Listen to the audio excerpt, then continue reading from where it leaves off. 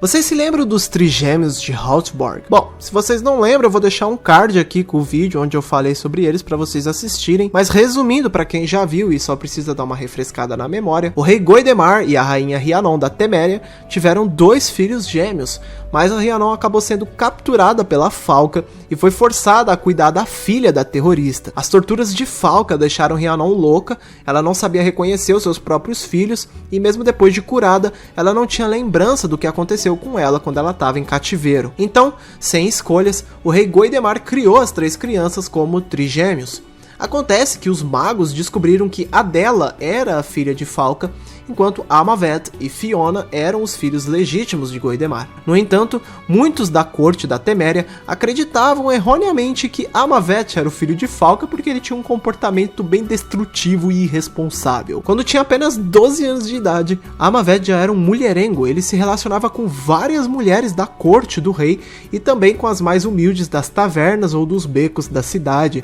Ele se aproveitava do seu status de príncipe da Teméria para seduzir qualquer mulher. Apesar dos nobres alertarem o rei Goidemar que Amavet jamais deveria se tornar rei, Goidemar ainda amava muito seu filho e tinha esperanças de que ele poderia amadurecer antes de assumir o trono. Aos 17 anos de idade, Amavet começou a ter um caso amoroso com Tivla de Vintre, uma mulher 10 anos mais velha do que ele e casada. O príncipe seduzir uma mulher casada era um pequeno escândalo ali na Teméria e o Goidemar foi obrigado a afastar a Tivla e o seu marido da nobreza e depois ele teve uma longa discussão com seu filho sobre o seu comportamento de moleque, né? No entanto, Amavet ignorou os conselhos do pai dele e aí ele foi lá e seduziu a Ilona Laux Anchel, uma assistente da feiticeira Tissaia de Vries. No fim, a ciumenta Ilona destruiu a negociação de casamento do Goidemar, que estava planejando casar o Amavet com a princesa Deidre de Caedwin. Furioso com seu filho, o rei Goidemar condenou Ilona à prisão domiciliar em Aretusa por intervir em assuntos da realeza que não lhe convinham e mandou o jovem Amavet ajudar os guardas que patrulhavam ali nas vigias das fronteiras da Teméria, pensando que isso manteria ele longe de problemas e talvez até lhe ensinasse um pouco sobre maturidade,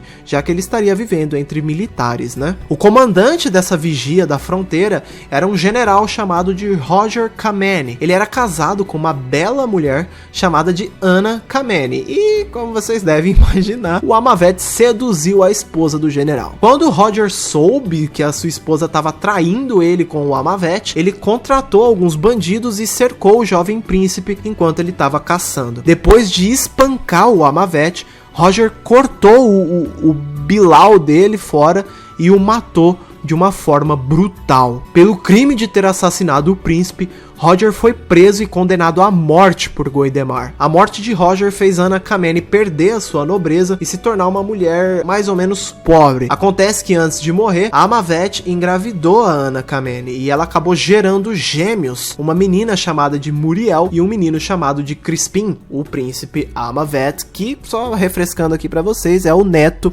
de Lara Dorren. A irmã gêmea de Amavet, Fiona, ela era uma mulher muito mais controlada, né? Embora ela tivesse alguns costumes ali no dia a dia dela que fizeram ela ser considerada esquisita. Provavelmente por causa do sangue ancestral, né, galera? Afinal, ela era neta da Lara Dorren, ela devia ter coisas estranhas mesmo. Ela teve um casamento planejado com o rei Coran II de Cintra, tornando-se a rainha de Cintra e mãe do futuro rei Corbett. Foi assim que o sangue ancestral chegou lá na realeza de Cintra. O seu casamento com o Coran II foi muito infeliz. Então, assim que o marido dela morreu e o filho dela assumiu o trono, ela voltou pra Teméria pra ficar com o pai dela. Ela viveu seus últimos dias no castelo de Cleves, perto da cidade de Maribor, e ela morreu de velhice aos 93 anos de idade. Agora, a última dos trigêmeos de Hotborg, a Adela, poucos sabiam que era filha da temida Falca. Ela era, por incrível que pareça, uma mulher extremamente bondosa. Inclusive, ela decidiu dedicar sua vida a cuidar dos necessitados e chegou até a se tornar uma figura religiosa ali na Teméria. Então, por isso, muita gente nem suspeitava que ela era filha da Falca, né, que era tão cruel. Durante o surto de peste negra na Teméria, ela ajudou os sacerdotes nos hospitais a cuidar dos doentes.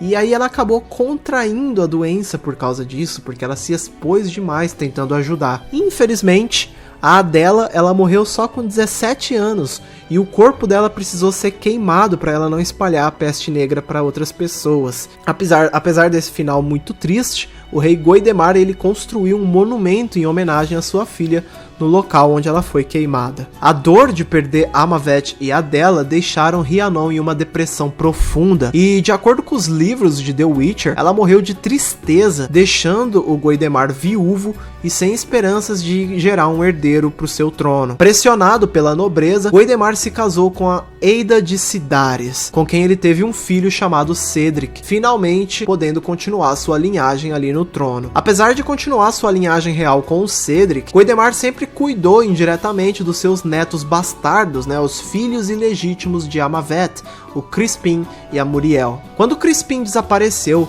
Goidemar foi o único que se preocupou a procurar o seu neto e ele mandou várias patrulhas, mas infelizmente nunca encontrou. Cedric assume o trono da Teméria e depois o filho do Cedric, né, o Griffin, também se torna o rei da Teméria. Griffin foi muito importante para a história da Teméria. Ele alterou as leis para permitir que mulheres assumissem o trono e passou o seu trono para sua filha, né, a respeitada rainha Bienvenula Louve. Ela era uma governante forte e imponente que serviu de inspiração para muitas princesas da época, incluindo a princesa Calante em Cintra.